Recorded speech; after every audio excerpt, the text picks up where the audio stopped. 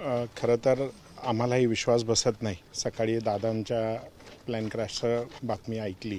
आम्ही प्रार्थना करत होतो, पण देवाने ऐकलं नाही.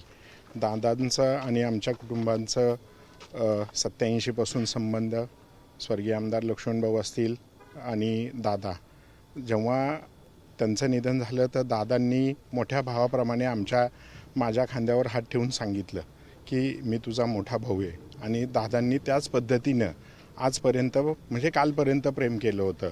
राजकीय जरी आम्ही वेगवेगळ्या विचारात जरी असलो तरी कौटुंबिक आणि आमचे सामाजिक आणि इतर संबंध चांगले हे दादांनी टिकवलं.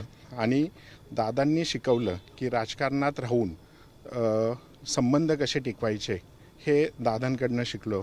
आज खरोखरच शब्द नाही आहे की खरोखर एक म्हणजे महाराष्ट्राचा दादा हरवला आहे आणि त्यांच्यासाठी निशब्द आहे. विशेष करून पिंपरी चिंचवडचा विकास दादांनीच केला, जग जाहीर आहे. आणि गल्लोगल्लीत आज पाहिलं तर प्रत्येक गावातनं नव्हे तर प्रत्येक गल्लीतनं पिंपरी चिंचवडमधला माणूस इथे दादांच्या अंत्यदर्शनासाठी आलेला आहे.